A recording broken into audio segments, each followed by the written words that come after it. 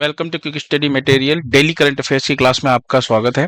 और आज हम डिस्कस करेंगे 25 और 26 अप्रैल से जितने भी आपके इंपॉर्टेंट करंट अफेयर्स के क्वेश्चंस बने हैं एग्जाम के लिहाज से, उन सभी क्वेश्चंस को हम यहाँ पर डिस्कस करेंगे। ठीक है। साथ ही जो भी आपका स्टैटिक जीके का क्वेश्चंस होगा, जैसे स्टैटिक जीके का जो भी पोर्शन है जो काफी इंपॉर्टेंट रहने वाला है, उन क्वेश्चंस को भी देखेंगे जो बार बार एग्जाम में आपसे पूछे जाते हैं। ठीक है। तो सबसे पहले क्वेश्चन की तरफ चलते हैं। और हाँ, अगर आपको वीडियो पसंद आए तो आप लोग वीडियो को लाइक जरूर कीजिएगा। ठीक है। आपका लाइक जो है वो टीचर को मोटिवेट करता है। चलिए, सबसे पहले क्वेश्चन की तरफ चलते हैं। आज का जो हमारा पहला क्वेश्चन है वो ये है कि केंद्रीय पुरातत्व सलाहकार बोर्ड की 38वीं जो बैठक है वो कहाँ आयोजित की गई है। तो अगर हम बात करें तो ये जो बैठक आयोजित की गई है ये की गई है नई दिल्ली में। ऑप्शन सी जो है वो आपका बिल्कुल सही आंसर है। अगर हम बात करें नई दिल्ली के अंदर भरत मंडपम में 23 अप्रैल को ये जो है आपकी बैठक हुई है। ये बैठक किसके द्वारा की गई थी, तो आपको ध्यान रखना है एएसआई की बात करें अगर हम, तो आपको पता होगा एएसआई की full form archaeology survey of India की हम बात कर रहे हैं। और बात करें अगर हम यहाँ पर, तो ये जो बोर्ड है, इस बोर्ड का गठन हर 3 साल के बाद भारत सरकार के संस्कृति मंत्रालय के द्वारा किया जाता है। कब, तो आपको ध्यान रखना है हर 3 साल के बाद। यानी पिछली बार 2022 में इसकी बैठक हुई थी जो 37वीं बैठक थी। ठीक है। और इस बार जो बैठक हुई है इसकी 38वीं बैठक हुई है 2025 के अंदर। इस बोर्ड का काम क्या है, तो इस बोर्ड का काम है कि हमारे जो कल्चर है, विरासत है, पुरातत्व है, उसका स्टडी करना, उसका अध्ययन करना और उसके संरक्षण के क्षेत्र में काम करना, ये इस बोर्ड का क्या है, काम है। ठीक है। तो ये चीज आपको ध्यान रखना है कि इसकी जो 38वीं बैठक हुई है ये कहाँ हुई है, तो नई दिल्ली के अंदर हुई है। ठीक है। चलिए अगला क्वेश्चन देखिए। हाल ही में खोंगजोम दिवस जो है ये किस राज्य में मनाया गया है। बात करें खोंगजोम दिवस, तो ये चीज ध्यान रखिएगा कि हर साल 23 अप्रैल को कब मनाया जाता है, तो हर साल 23 अप्रैल को खोंगजोम दिवस मनाया जाता है। कहां मनाया जाता है, तो आपको ध्यान रखना है मणिपुर के अंदर मनाया जाता है। Option D is correct answer. अगर हम बात करें यहां पर, तो 1891 में जो अंग्रेजों और मणिपुरी जो युद्ध हुए थे, यानी आंग्ल मणिपुरी युद्ध में जो शहीद हुए थे, उन शहीद हुए मणिपुरी जो नायक थे उन्हीं की याद में इस दिवस को मनाया जाता है, जो कि हर साल मणिपुर के अंदर मनाया जाता है। 23 अप्रैल को मनाया जाता है। नाम क्या इस दिवस का, खोंगजोम दिवस। ठीक है। तो आंग्ल मणिपुरी युद्ध में जो शहीद हुए हैं उन्हीं मणिपुर उसी दौरान युद्ध के दौरान जो मणिपुरी नायक हैं उन्हीं को मतलब याद करने के लिए मनाया जाता है जो उस टाइम पे शहीद हुए थे। ठीक है। नेक्स्ट क्वेश्चन देखिए। हाल ही में मोदी स्मृति संग्रहालय का शुभारंभ जो है वो कहाँ किया गया है। तो मोदी स्मृति जो ये संग्रहालय है इसका शुभारंभ किया गया है बिहार के मोतिहारी जिले में। कहां पर, तो आपको ध्यान रखना है बिहार के मोतिहारी में शुरू किया गया है। क्या है ये मोदी स्मृति संग्रहालय, तो आपको ध्यान रखना है इसमें प्रधानमंत्री मोदी को जो उपहार में मतलब जो गिफ्ट मिलते हैं ना मोदी जी को, तो उसके अंदर 56 जो नीलाम किए गए स्मृति चिन्ह है उसी को प्रदर्शित करना। तो अगर हम बात करें यहां पर, तो आप एक चीज ध्यान रखिएगा, इसका जो शुभारंभ है एक उद्यमी है, एक एंटरप्रेन्योर है, उनका नाम है यमुना सिकारिया। क्या नाम है, यमुना सिकारिया। ठीक है। तो यमुना सिकारिया ने इसका शुभारंभ किया है। उन्होंने इस आप समझिए इस मोदी स्मृति संग्रहालय को खोला है। और अगर हम बात करें तो इसके अंदर होना क्या है कि जो प्रधानमंत्री मोदी हैं उनको मतलब मोदी द्वारा प्राप्त जो 56 विशिष्ट स्मृति चिन्ह है वो इसके अंदर प्रदर्शित किए जाएंगे।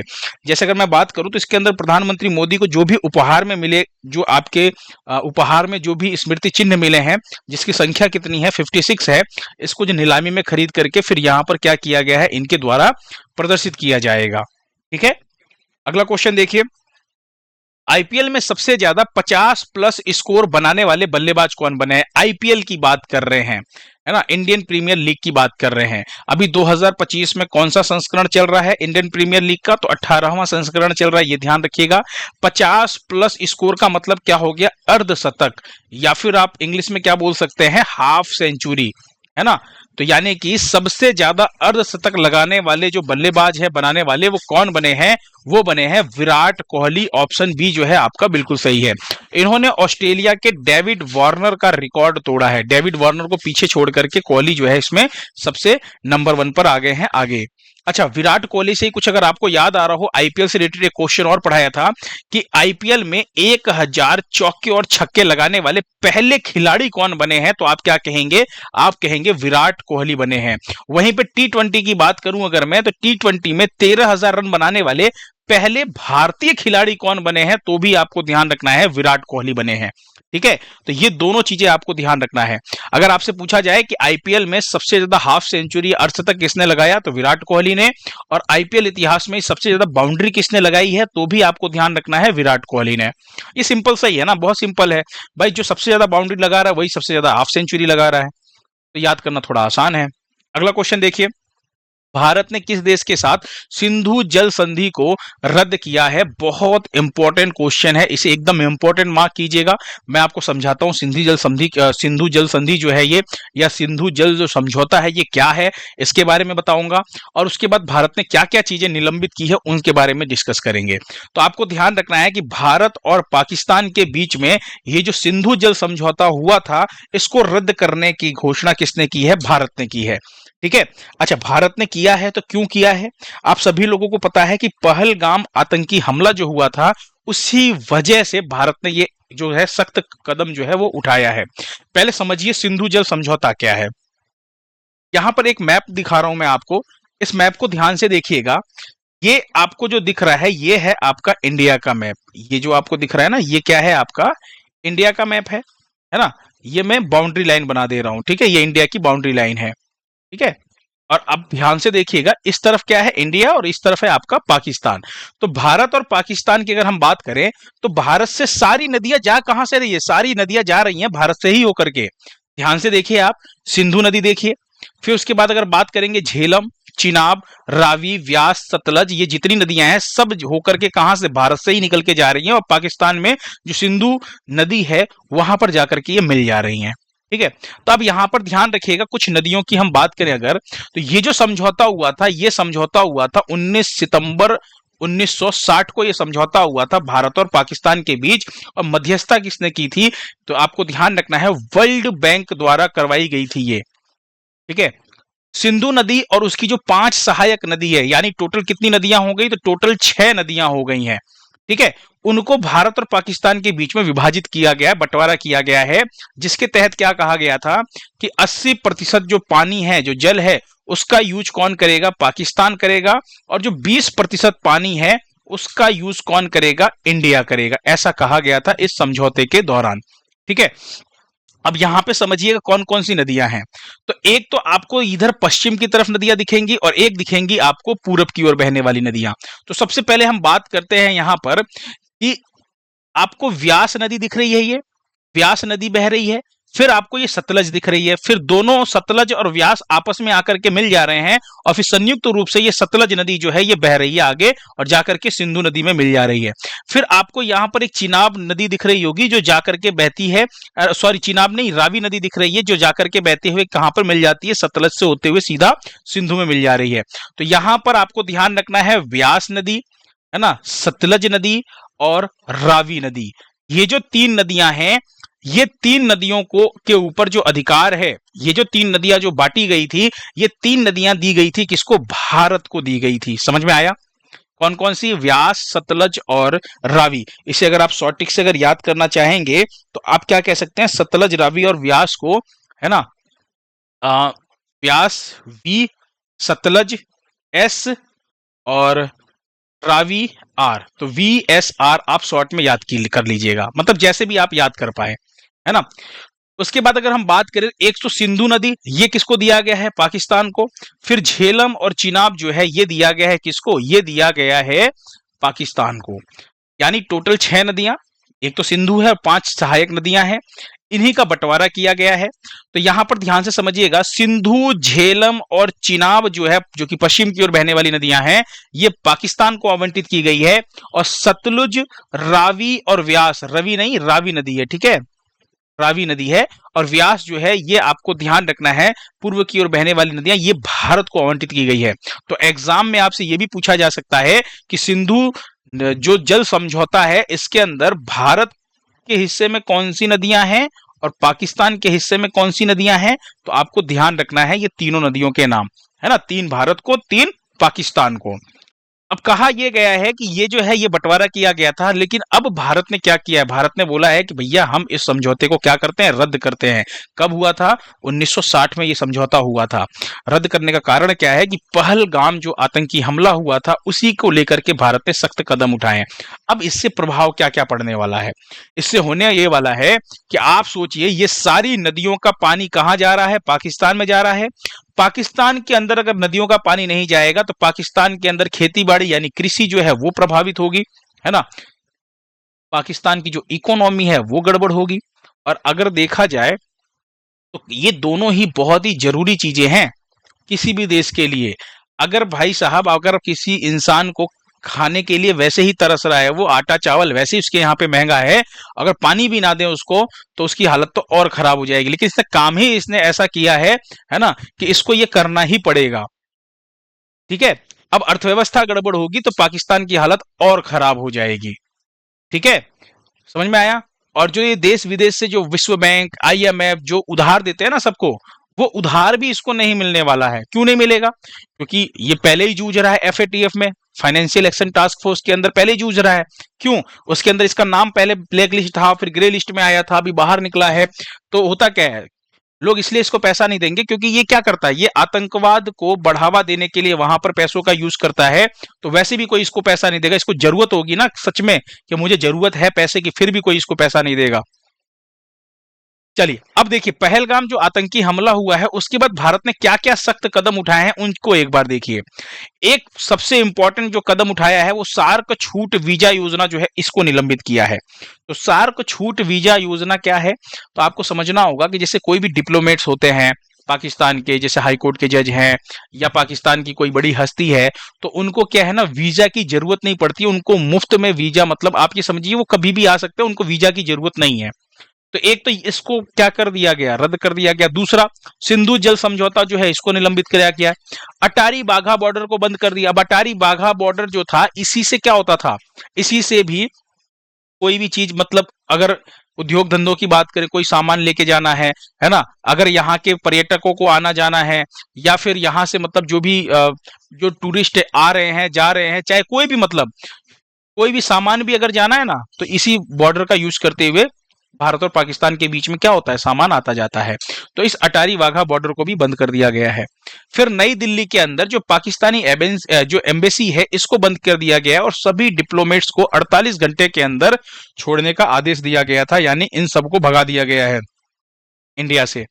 अब पाकिस्तानी नागरिकों को तत्काल प्रभाव से जो भी उनकी वीजा सेवाएं थी उसको निलंबित कर दी गई है। यानी कि जितने भी पाकिस्तानी जो भारत में आए हुए हैं, चाहे किसी काम से आए हुए हैं, चाहे रिश्तेदारों से मिलने आए हुए हैं, या फिर घूमने के लिए आए हुए हैं, या फिर इलाज करवाने के लिए आए हों। होता है ना, बहुत से लोग ऐसे हैं जो भारत के अंदर सिर्फ इलाज करवाने के लिए आते हैं, मेडिकल सेवाओं का लाभ लेने के लिए आते हैं। उन सब के वीजाओं को निलंबित किया गया और तुरंत बोला गया कि भगो यहाँ से, यहाँ पे कोई जरूरत नहीं है तुम्हारी। ठीक है, तो आपको ध्यान रखना है कुछ जो सख्त कदम उठाए हैं ये सारी चीजें। नेक्स्ट क्वेश्चन देखिए, अगला क्वेश्चन क्या है, किस देश में भारत की सहायता से अरुण 3 जल विद्युत परियोजना जो है ये बनाया जा रहा है? तो भारत की सहायता से नेपाल में अरुण 3 जल विद्युत परियोजना यानी अरुण हाइड्रो पावर जो आपका जल विद्युत जो परियोजना है वो बनाया जा रहा है भारत की सहायता से। भारत इसकी सहायता कर रहा है ना। कहां पर? तो नेपाल में बनाया जा रहा है। अगर इसके बारे में आप जाने, कुछ इंपॉर्टेंट पॉइंट्स की बात करें तो ये अरुण नदी पर बनाया जा रहा है। और अरुण नदी जो है ये किसकी सहायक नदी है? कोसी नदी की। तो नेपाल में जो कोसी नदी बहती है उसके अंदर आकर के मिल जाती है। फिर वही कोसी नदी भारत के अंदर बहते हुए आती है। और कहां पर? आपने देखा होगा बिहार का शोक किसे कहा जाता है? कोसी नदी को कहा जाता है ना। ये वही कोसी नदी है। और नेपाल के अंदर जो कोसी नदी है उसकी सहायक नदी है अरुण नदी। उसी नदी पर बनाया जा रहा है। बात करें अगर हम यहाँ पर, तो 900 मेगावाट इसकी क्षमता है ना। इस प्रोजेक्ट का अगर आप देखेंगे यहाँ पर तो देखिए 900 मेगावाट क्षमता भी लिखा है ना। अरुण 3 हाइड्रो इलेक्ट्रिक प्रोजेक्ट यहाँ पर आपको देखने को मिल रहा होगा। और हम बात करें तो सतलुज जल विद्युत निगम और नेपाल सरकार मिलकर के बना रहा है। सतलुज जल विद्युत निगम यानी शॉर्ट में आपने नाम पढ़ा होगा SJVN। कई बार आपने इस नाम को पढ़ा होगा। ये इसकी फुल फॉर्म क्या होती है? सतलुज जल विद्युत निगम इसकी फुल फॉर्म होती है। अच्छा, चर्चा में क्यों है अभी ये? तो अभी हाल ही में जो केंद्रीय ऊर्जा मंत्री हैं, नाम क्या है उनका? मनोहर लाल खट्टर। उन्होंने ना अभी इसका दौरा किया था, निरीक्षण किया था। ठीक है, और नेपाल की आधिकारिक यात्रा जब ये कर रहे थे उसी दौरान की ये घटना है। और एक और चीज ध्यान रखिएगा, जो एसजेवीएन है ये 30 साल तक इस हाइड्रो प्रोजेक्ट को क्या करने वाला है, संचालित करने वाला है। कब तक? 30 साल तक। और इसके बाद नेपाल को हैंडओवर कर दिया जाएगा, जो भी मतलब ऑनरशिप रहेगी वो नेपाल को दे दी जाएगी 30 साल के बाद। यहां पर एक चीज ध्यान रखिएगा, 30 साल तक नेपाल को 21.9% जो इलेक्ट्रिसिटी है वो फ्री में दी जाएगी। भाई सीधी सी बात है, जगह उसकी है, लेकिन हम तैयार कर रहे हैं, पर कहां पर कर रहे हैं? हम नेपाल में कर रहे हैं, तो भाई नेपाल को भी तो कुछ फ्री में मिलना चाहिए ना। तो 30 साल तक हम तो इसका यूज करेंगे ही करेंगे, भारत यानी एसजेवीएन जो है वो इसका यूज करेगी, लेकिन लगभग 22% इलेक्ट्रिसिटी जो है वो नेपाल को मुफ्त में मिलेगा। ठीक है।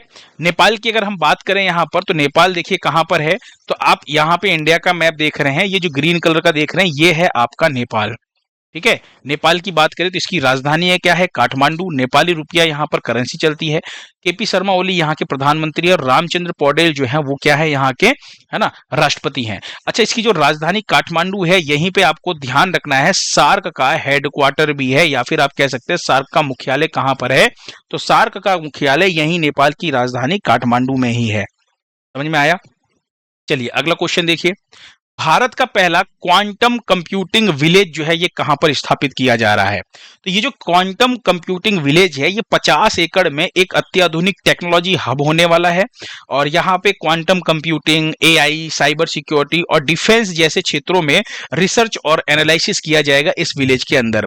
और ये जो विलेज ये कई चरणों में बनने वाला है, कई चरण में बनेगा। जो पहला चरण है, आपको ध्यान रखना है, ये जो पहला चरण कब तक पूरा हो जाएगा, तो 2027 से लेकर के 2028 तक ये पहला चरण इसका पूरा हो जाएगा। और ये जो क्वांटम कंप्यूटिंग विलेज है ये कहां पर बनाया जा रहा है, तो ये आंध्र प्रदेश के अंदर बनाया जा रहा है। ऑप्शन सी जो है वो आपका बिल्कुल सही है। आंध्र प्रदेश की जो राजधानी अमरावती है ना, वहां पर इसका निर्माण किया जा रहा है। अगर आप यहां पर देखेंगे, एक बार ध्यान से देखिए आंध्र प्रदेश कहां पर है, तो आप यहां पर देखिए ये जो इंडिया का मैप है इसमें ये वाला जो रेड वाला हिस्सा दिख रहा है आपको, ये है आंध्र प्रदेश, है ना। उड़ीसा से, तेलंगाना से और तमिलनाडु से, कर्नाटक से ये अपनी सीमाएं जो है साझा करता है। अगर हम उद्देश्य की बात करें तो भारत और आंध्र प्रदेश को टेक्नोलॉजी का हब बनाना और क्वांटम रिसर्च को डेवलपमेंट करना इसका उद्देश्य है। समझ में आया? अगला क्वेश्चन देखिए, भारत का सबसे बड़ा क्रूज टर्मिनल कहां लॉन्च किया जाएगा? यानी भारत का सबसे बड़ा जो क्रूज टर्मिनल है वो कहां लॉन्च किया गया है, तो आपको ध्यान रखना है मुंबई बंदरगाह का नाम, मुंबई में, मुंबई जो बंदरगाह है वहां पर इसको लॉन्च किया गया है। अब समझिए इस चीज को कि ये जो क्रूज मतलब टर्मिनल है ये होता क्या है। तो सबसे पहले क्रूज तो आप देख करके समझ गए होंगे, ये जो बड़ी बड़ी जो क्रूज जहाजें होती है पानी वाली, जो घूमने के लिए पर्यटकों के लिए, इसी को क्रूज सेवा कहा जाता है, मतलब इसी को क्रूज कहा जाता है। अगर हम बात करें यहाँ पे, तो क्रूज टर्मिनल क्या होता है? क्रूज टर्मिनल का मतलब होता है कि क्रूज शिप और पैसेंजर्स के लिए पोर्ट पर अलग से जगह होती है। यानी क्रूज शिप के रुकने के लिए बनाया जाता है, टूरिस्टों के लिए बनाया जाता है, उसी को हम क्रूज टर्मिनल कहते हैं। यानी जो अलग से जगह बनाई जाएगी जो पर्यटकों के लिए और जो क्रूज सेवा है इसके लिए, है ना। बाकी बंदरगाह तो हमारा है ही, लेकिन वहां पे क्या होता है, उद्योग धंधे के जितने भी आपके बड़े बड़े उद्योगों से जो सामान पोर्ट एक्सपोर्ट इंपोर्ट किया जाता है ये उसके लिए है। लेकिन ये जो बंदरगाह है, मतलब ये जो क्रूज टर्मिनल है, ये विदेशियों और पर्यटकों के लिए, जो घूमने की हम बात कर रहे हैं, जो घूमने के लिए आते हैं क्रूज के द्वारा। अच्छा, क्रूज इंडिया मिशन के तहत इसको लॉन्च किया गया है। केंद्रीय मंत्री सर्बानंद सोनोवाल ने इसको लॉन्च किया है। अच्छा, ये क्रूज इंडिया मिशन क्या है, तो ध्यान रखिएगा, क्रूज इंडिया मिशन जो है ये भारत सरकार की एक पहल है जिसका उद्देश्य क्या है, भारत को ग्लोबल क्रूज टूरिज्म का केंद्र बनाना। और इसको लॉन्च कब किया गया था क्रूज इंडिया मिशन को, तो 30 सितंबर 2024 को लॉन्च किया गया था क्रूज इंडिया मिशन को। समझ में आया? अगर आपसे पूछा जाए भारत का सबसे बड़ा क्रूज टर्मिनल कहां लॉन्च किया गया है, तो आप क्या कहेंगे, मुंबई में लॉन्च किया गया है। अगला क्वेश्चन देखिए, कीथ स्टैकपोल कौन थे जिनका भी हाल ही में निधन हुआ है? तो कीथ स्टैकपोल की अगर मैं बात करूं तो इनका अभी हाल ही में 84 वर्ष की आयु में निधन हुआ है। इनके पास बैट देख करके आप इमेज में समझ गए होंगे कि ये कौन है, ये क्रिकेटर है। कौन है? क्रिकेटर है। लेकिन ध्यान रखिएगा ये ऑस्ट्रेलिया के क्रिकेटर हैं। कौन से देश के? तो आपको ध्यान रखना है ऑस्ट्रेलिया के क्रिकेटर है, तो देश का नाम जरूर ध्यान रखिएगा, आपसे पूछा जा सकता है कि कौन सा देश, तो ऑस्ट्रेलिया आपको ध्यान रखना है। ठीक है, नेक्स्ट क्वेश्चन देखिए, राष्ट्रीय पंचायती राज दिवस कब मनाया जाता है? तो हर साल 24 अप्रैल को क्या मनाया जाता है? राष्ट्रीय पंचायती राज दिवस मनाया जाता है। इस बार 15वां राष्ट्रीय पंचायती राज दिवस था और जो पूर्व प्रधानमंत्री थे उस टाइम पे प्रधानमंत्री मनमोहन सिंह, इन्होंने 24 अप्रैल 2010 को घोषित किया था और पहली बार 2010 में पंचायती राज दिवस जो है ये मनाया गया था। समझ में आया? अगर हम बात करें यहाँ पे कुछ इंपॉर्टेंट पॉइंट्स की, क्यों मनाया जाता है ये दिवस और क्या रीजन है, तो ध्यान से समझिएगा। 73वां संविधान संशोधन 1992 जो है, इसके तहत पंचायती राज व्यवस्था को संविधान के भाग 9 में शामिल किया गया और एक नई अनुसूची, आपको ध्यान रखना है, 11वीं अनुसूची जोड़ी गई और इसके अंदर आर्टिकल 243 से लेकर के 243 ओ तक के अंदर प्रावधान किया गया। चूंकि ये जो 73वां संविधान संशोधन था ये 24 अप्रैल 1993 से प्रभावी हुआ था, इसीलिए हम 24 अप्रैल को क्या मनाते हैं? पंचायती राज व्यवस्था जो है लागू हुई थी, तो पंचायती राज दिवस हम लोग मनाते हैं। कब? 24 अप्रैल को। साथ ही साथ एक और ध्यान रखिएगा, 1992 में ही 74वां संविधान संशोधन 1992 के तहत ही नगर पालिकाओं को भी संवैधानिक दर्जा दिया गया था और एक नया भाग जोड़ा गया था 9 क, है ना?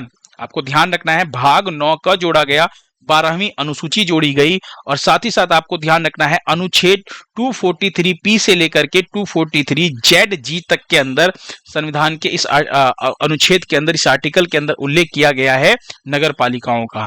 और ये जो 74वां संविधान संशोधन है ये 1 जून 1993 से प्रभावी हुआ था और चूंकि ये जो क्वेश्चंस है ये आपके एग्जाम में एज ए स्टैटिक जीके या एज ए पॉलिटी के इंपॉर्टेंट क्वेश्चंस में आता है और ये कई बार पूछा गया क्वेश्चन है। ठीक है कि 73वां संविधान संशोधन कब हुआ था और 74वां संविधान संशोधन कब हुआ था, है ना? तो आपको ध्यान रखना है, भाग 9, 11वीं अनुसूची, 12वीं अनुसूची, ये सब चीज आपको याद रखना है, कई बार एग्जाम में पूछा गया क्वेश्चन है। नेक्स्ट क्वेश्चन देखिए, लता दीनानाथ मंगेशकर पुरस्कार 2025 जो है ये किसे प्रदान किया गया है? तो नाम से ही आपको पता चल गया होगा, लता दीनानाथ मंगेशकर पुरस्कार। नाम से क्या पता चल रहा है? लता मंगेशकर का नाम आप लोगों ने बिल्कुल सुना होगा, है ना? बहुत ही महान गायिका थी लता मंगेशकर। तो लता मंगेशकर की याद में 2022 में इस पुरस्कार की शुरुआत की गई थी और 2022 में पहली बार किसको दिया गया था ये पुरस्कार? तो आपको ध्यान रखना है, प्रधानमंत्री नरेंद्र मोदी जी को दिया गया। दूसरी बार किसको दिया गया था? आशा भोसले को दिया गया था। किसको दिया गया था? आशा भोसले को दिया गया था। कब दिया गया था? 2023 में दिया गया था। फिर तीसरी बार 2024 में किसे दिया गया? तो अमिताभ बच्चन को दिया गया था। ये चीज आपको ध्यान रखनी है और इस बार ये चौथी बार दिया गया है 2025 में। और किसे दिया गया है? ये दिया गया है कुमार मंगलम बिड़ला को दिया गया है। ऑप्शन बी आपको ध्यान रखना है, लता दीनानाथ मंगेशकर पुरस्कार। अच्छा, कुमार मंगलम बिड़ला की अगर हम बात करें तो ये आदित्य बिड़ला ग्रुप के क्या है? चेयरमैन है, अध्यक्ष हैं और भारत के विकास में उनके योगदान के लिए मुंबई में ये पुरस्कार, लता दीनानाथ मंगेशकर पुरस्कार जो है दिया गया। ये है आदित्य बिड़ला ग्रुप के अध्यक्ष, चेयरमैन कुमार मंगलम बिड़ला। और ये जो अवार्ड दिया जा रहा है, कौन इनके हाथ में कौन पकड़ा रहे हैं? तो आपको ध्यान रखना है, ये संघ प्रमुख है ना, वो इनको क्या दे रहे हैं? ये अवार्ड पकड़ा रहे हैं। इसके साथ ही आपको ध्यान रखना, एक और अवार्ड दिया जाता है, मास्टर दीनानाथ मंगेशकर पुरस्कार। ये अवार्ड भी दिया जाता है। इस बार श्रद्धा कपूर, सोनाली कुलकर्णी, सुनील शेट्टी, सचिन पिलगांवकर, इन सभी को भारतीय सिनेमा के क्षेत्र में योगदान के लिए दिया गया है। और साथ ही साथ डॉक्टर एन रजम का नाम ध्यान रखिएगा, इनको अभी हाल ही में मास्टर दीनानाथ मंगेशकर पुरस्कार दिया गया है। और ये क्यों दिया गया इनको? तो ये इनको दिया गया है, वायलिन वादिका है ये, शास्त्रीय संगीत में इनकी योगदान के लिए दिया गया है। तो आपको ये भी याद रखना है। मेन तो आपको ध्यान रखना, लता दीनानाथ मंगेशकर पुरस्कार जो दिया जाता है, जो इंपॉर्टेंट है, इसी के साथ ये पुरस्कार भी बांटा जाता है, लेकिन ये उससे थोड़ा सा कम इंपॉर्टेंट है। ठीक है, चलिए अगला क्वेश्चन देखिए, दुनिया की पहली ह्यूमनॉइड रोबोट ऑफ मैराथन का आयोजन कहां पर हुआ? ये ऑफ नहीं, हाफ है। क्या है? हाफ। इसे करेक्ट कर लीजिएगा, ये हाफ मैराथन है। अच्छा, पहली चीज तो ये कि हाफ मैराथन का मतलब क्या होता है, आपको पता ही होगा। हाफ मैराथन का मतलब, अगर 42 किलोमीटर की मैराथन है तो हाफ मैराथन का मतलब 21 किलोमीटर हो जाएगा। ठीक है। दूसरा, ह्यूमनॉइड रोबोट, ऐसे रोबोट जो ह्यूमन की तरह दिखते हैं, ह्यूमन की तरह चलते हैं, यानी इंसानों की तरह चलने फिरने वाले रोबोट, है ना, उनको ह्यूमनॉइड रोबोट कहा जाता है। होते तो ये रोबोट ही है। अब हम बात करें दुनिया की पहली ह्यूमनॉइड रोबोट हाफ मैराथन का आयोजन जो है ये कहां पर हुआ है, तो ये चीन के बीजिंग में हुआ है। कहां पर हुआ है? चीन के बीजिंग में हुआ है। अगर हम बात करें यहां पर, तो एक बार उस रोबोट को देखिए कैसा दिखते हैं ये रोबोट। ये देखिए इंसानों की तरह ये रोबोट आपको दिख रहा है, इंसान के जैसा। इसका आयोजन कहां पर हुआ था इस हाफ मैराथन का? तो इसका आयोजन हुआ था चीन के बीजिंग में। और इसमें कितने रोबोट ने पार्टिसिपेट किया था? तो 21 रोबोटों ने इसके अंदर पार्टिसिपेट किया। और इस मैराथन को जीता किसने है? तो ये नाम इंपॉर्टेंट याद रखिएगा, तियांग गोंग अल्ट्रा नामक रोबोट ने इसको जीता है 2 घंटा 40 मिनट में दौड़ करके। ठीक है। कितने किलोमीटर? 21.1 किलोमीटर जो है इसने दौड़ लगाई है 2 घंटे 40 मिनट में, और इसने ये खिताब अपने नाम किया है। समझ में आया? चलिए अगला क्वेश्चन देखिए। पुणे में आयोजित फीडे महिला ग्रैंड प्रिक्स का खिताब किसने जीता है? फीडे का नाम सुनते ही, फीडे आते ही आपके मन में आ गया होगा कि फीडे की फुल फॉर्म क्या होती है। फीडे का मतलब ये होता है इंटरनेशनल चेस फेडरेशन। चेस यानी शतरंज की बात कर रहे हैं। तो ये जो प्रतियोगिता है, ये प्रतियोगिता किसकी है? तो आपको ध्यान रखना है शतरंज की प्रतियोगिता है, और इसे जीता है कोनेरू हम्पी ने। ऑप्शन ए जो है वो आपका बिल्कुल सही है। ठीक है। और किसी भारतीय ने इस प्रतियोगिता को जीता है, इसलिए ये क्वेश्चन इंपॉर्टेंट है। इसका आयोजन कहां पर हुआ है? तो पुणे में आयोजन हुआ है। किसको हराया है? तो नुरगुल सलीमोवा को हरा करके जीता है। नुरगुल सलीमोवा जो है ये बुल्गारिया की चेस प्लेयर हैं, है ना, और इनको हरा करके कोनेरू हम्पी ने जीता है। ये जो आप इमेज देख रहे हैं ये है कोनेरू हम्पी। कोनेरू हम्पी की बात करूं अगर मैं, तो ये आंध्र प्रदेश की रहने वाली हैं, और भारत की पहली महिला चेस प्लेयर हैं जो ग्रैंड मास्टर बनी थी, है ना। इसके अलावा अगर हम बात करें यहां पर, तो 2003 में ना इनको अर्जुन अवार्ड दिया गया था। क्या दिया गया था? 2003 में अर्जुन अवार्ड। और पद्मश्री इनको मिला था 2007 में। क्या मिला था? पद्मश्री अवार्ड मिला था, ये भी ध्यान रखिएगा। अगला क्वेश्चन देखिए, विश्व मलेरिया दिवस कब मनाया जाता है? ये क्वेश्चन इंपॉर्टेंट है, पहले भी कई बार क्वेश्चन पूछा गया है ये। तो विश्व मलेरिया दिवस जो है ये हर साल 25 अप्रैल को मनाया जाता है। ऑप्शन बी आपका बिल्कुल सही है। इस बार 2025 की थीम की बात करें तो क्या है? मलेरिया हमारे साथ समाप्त होगा, पुनर्निवेश, पुनर्कल्पना और पुनर्जागृति। यानी मलेरिया एंड्स विद अस, री इन्वेस्ट, री इमेजिन और रीइग्नाइट। आपको ध्यान रखना है, इस बार की थीम है। ठीक है। क्या है? इस बार की थीम है। बात करते हैं थोड़ा सा मलेरिया से रिलेटेड कुछ इंपॉर्टेंट स्टैटिक जीके क्वेश्चंस के बारे में जो आपके एग्जाम में पूछे जाते हैं, जो बार बार पूछे गए हैं। तो बात करें सबसे पहले, तो मलेरिया जो है वो किसके कारण फैलता है? तो आपको ध्यान रखना है मच्छर के काटने से फैलता है। और कौन सा मच्छर? तो मादा एनाफिलीज मच्छर के काटने से फैलता है। ये वाहक के रूप में काम करती है, रोग वाहक के रूप में। और कारक क्या है इस रोग का? तो रोग कारक आपको ध्यान रखना है प्लाज्मोडियम परजीवी जो है इसी के कारण फैलता है। यानी जब ये मच्छर, मादा एनाफिलीज मच्छर किसी को काटती है, और अपने काटने के दौरान अगर उस मनुष्य के अंदर प्लाज्मोडियम परजीवी जो कि इसके साथ निवास करते हैं, अगर उसके अंदर एंटर कर जाते हैं तो उसे क्या हो जाएगा? उसे मलेरिया हो जाएगा। अच्छा, मलेरिया की बात करूं तो इसके लक्षण क्या है? एक तो तेज बुखार होगा। ऐसे बहुत से बच्चे होंगे जिनको कभी ना कभी मलेरिया हुआ होगा, है ना। ठंड का अनुभव होता है, बहुत ठंड लगती है ना। थकान महसूस होती है, सर दर्द होता है ना, सर में बहुत भयंकर दर्द होता है। ये मलेरिया के लक्षण है। ठीक है। और इसकी एक दवाई आपसे कई बार एग्जाम में पूछा गया है। कुनैन जो है दवा जो होती है, ये मलेरिया के लिए काम आता है। फिलहाल अब तो कुनैन का यूज बहुत कम होता है, कुनैन का यूज नहीं होता, दूसरी दवाइयों का यूज होता है। लेकिन फिर भी एग्जाम में क्वेश्चन बनता है कि मलेरिया की दवा के रूप में कुनैन वर्ड आपको ध्यान रखना है। और ये कुनैन किस वृक्ष की छाल से प्राप्त होता है? ये भी कई बार पूछा गया है। तो सिंकोना वृक्ष की छाल से प्राप्त होता है हमें कुनैन। अच्छा, मलेरिया के उन्मूलन का वर्ष क्या है? यानी 2030 तक भारत सरकार ने कहा है कि हम मलेरिया को जड़ से खत्म कर देंगे। यानी भारत जो है वो मलेरिया मुक्त हो जाएगा। तो मलेरिया के उन्मूलन का जो वर्ष है वो क्या है? 2030। ये ध्यान रखिएगा, ये पहले भी एग्जाम में क्वेश्चन पूछा गया है। ये चारों पॉइंट कई बार एग्जाम में पूछे गए हैं, इसलिए ये क्वेश्चन आपको ध्यान रखना है। अगला क्वेश्चन देखिए। अगला क्वेश्चन क्या है आपका? उससे पहले एक और चीज ध्यान रखिएगा, 25 अप्रैल को ही एक और दिवस मनाया जाता है, और वो कौन सा मनाया जाता है? अंतरराष्ट्रीय प्रतिनिधि निधि दिवस, अंतरराष्ट्रीय प्रतिनिधि दिवस जो है ये भी मनाया जाता है 25 अप्रैल को, ध्यान रखिएगा।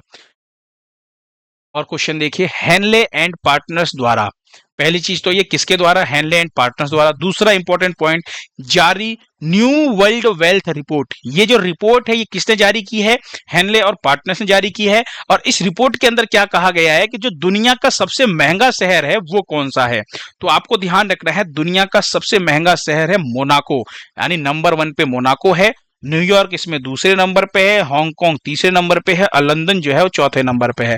टॉप 3 ध्यान रखिएगा, है ना, उसमें भी आपको ध्यान रखना है मोनाको जो है वो ज्यादा इंपॉर्टेंट है। तो दुनिया का सबसे महंगा शहर कौन सा हो गया, मोनाको हो गया। कौन सी रिपोर्ट के अनुसार, तो न्यू वर्ल्ड हेल्थ रिपोर्ट के अनुसार। किसने जारी किया इस रिपोर्ट को, तो हेनले एंड पार्टनर्स ने इसको जारी किया है। समझ में आया। चलिए, लास्ट टाइम पे मैंने आपसे क्वेश्चन पूछा था कि भारत का पहला 3D प्रिंटेड सैन्य बंकर जो है वो कहां बनाया गया है, तो आपको ध्यान रखना है लद्दाख में बनाया गया था, सही आंसर है। आज टूडे क्विज में एक और छोटा सा क्वेश्चन है और वो क्या है, विश्व पृथ्वी दिवस जो है ये कब मनाया जाता है। मैंने आपको ये ट्रिक के माध्यम से याद भी करवाया था, शायद ही कोई ऐसा बच्चा होगा जिसे ये चीज याद ना हो। ठीक है, कमेंट बॉक्स में फटाफट आंसर दीजिए। पीडीएफ आपको टेलीग्राम चैनल पे मिल जाएगा और लाइक करना बिल्कुल ना भूलिएगा। ठीक है, चलिए मिलते हैं नेक्स्ट क्लास में। Thank you so much.